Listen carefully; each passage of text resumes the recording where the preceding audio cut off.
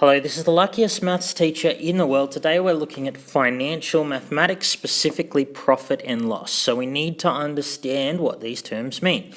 So profit is when you sell an item for more than what it costs you to sell the item. So you might say make ice cream and it costs you $5 per ice cream to make and you sell it for $7. You sell it for more than what it cost you. A loss is the opposite. It's when you sell an item for less than what it cost you to sell it. So if you bought a car for $30,000 and then, in 5 years' time you sold it for $10,000, you've made a loss.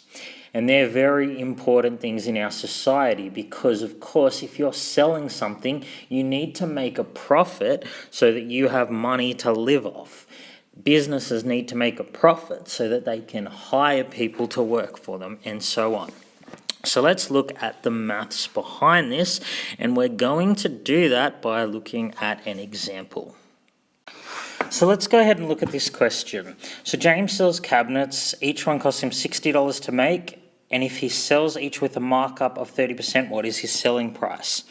So what we're getting at here is he's selling the cabinets, but to make a living, he has to sell them for more than what it costs to make him. So he sells them for 30% more than it costs to make him. So in this question, all we need to do is increase $60 by 30%. And we've seen that in a previous lesson. There are a couple of ways to do it. You can just times 60 by 1 plus 30, because it's 30% over 100. 30 over 100 is 30%, and you'll get $78. The other way to do it is you can find out that 30% of 60 is 18, and then 18 plus 60 equals 78. Okay, either way you do it is fine. So, what is the selling price? You should write a sentence answer. So, therefore, the selling price is $78. And as you can see, I've just abbreviated selling price to SP to make it easy. Okay, so that's that question done. So, the second question, how much profit or loss did James make? So, we've just got to subtract the selling price minus the cost price. So he sold it for $78. It cost him $60 to make it. So the difference is $18, okay? Now, he sold it for more than what it cost him to make it.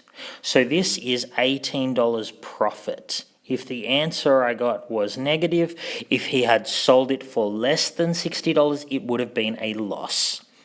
Next question, write the profit or loss as a percentage of the selling price. So the profit is $18, the selling price is $78. So I've got to write 18 as a percent of 78. Now we did this in a previous lesson. Please don't get mixed up between when you're finding the percent of something and when you're finding 1% as a quantity of another. So 18 over 78 times 100. That's how we find one quantity as a percent of another. Now, it's okay for you to use your calculator for this. The answer you get is 23.076%. So I'm going to say that that is approximately 23%. That's to the nearest whole number, or if you were asked to do it to one decimal point, it would be 23.1%, okay? So make sure you don't switch these two numbers here.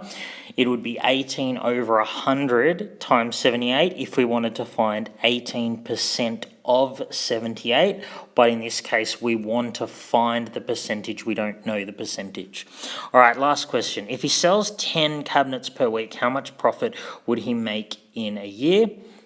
So if he sells each of them with an $18 profit, he will make 18 profit times 10 cabinets, $180 profit per week. Now, there are 52 weeks in a year, so all we need to do is times 180 by 52. You can use your calculator for that. So $180 per week times 52 weeks in a year. That gives you $9,360 per year. So if you write a sentence for that, therefore, he would make profit of $9,360 per year. Okay, and then we're done. I hope you've enjoyed this video. This has been the luckiest maths teacher in the world. Have a great day.